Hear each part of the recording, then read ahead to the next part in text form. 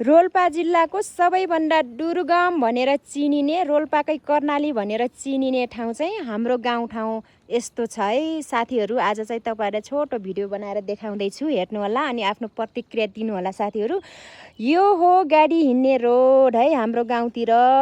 मेरो गाउँ पर्छ यो डाँडाको उट्टापट्टि, अझै हिँड्नुपर्छ अलि धेरै नै। अनि जुत्तर गाउँ हो। म काम विशेषले गर्दाखेरि तेलखोलासम्म जानुपर्ने थियो, अनि यो बाटो भएर आएँ के। अनि यहाँनिर चाहिँ यस्तो अप्ठ्यारो बाटो छ नि साथीहरू, भिडियोमा चाहिँ देखिराखेको छैन। त्यहाँनिर गएर भिडियो बनाउनु नि डर लाग्छ मलाई, माथिदेखि पहिरो खस्ने सम्भावना हुन्छ नि त दिउँसो पनि। अनि बल्ल बल्ल निस्केको है साथीहरू।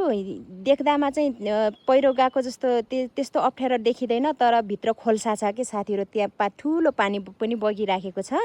अनि यो बाटो भएर आए यहाँनिर पनि अप्ठ्यारो छ। माथि हेर्नु न साथीहरू, ढुङ्गाहरू कत्रो कत्रो ढुङ्गाहरू छ। अनि यहाँ यत्रो यत्रो ढुङ्गा खसिराखेको छ होइन।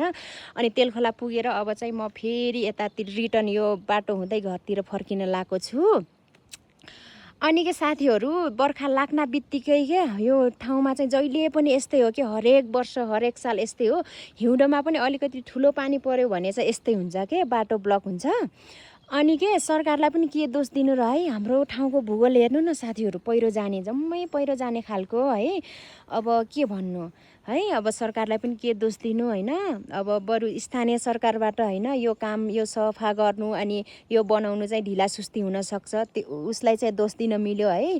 अनि त्यति धेरै नेताहरूलाई अनि सरकारलाई नै त यस्तो उस्तो त्यति धेरै चाहिँ आरोप लगाउने काम बन्द गरौँ ल साथीहरू। किनभने हामीहरू चाहिँ यस्तै गाउँठाउँमा जन्म लियौँ नि त, के गर्नु, त्यो चाहिँ हाम्रो दुर्भाग्य मान्नुपर्छ बरु। अरू त के भनौँ र।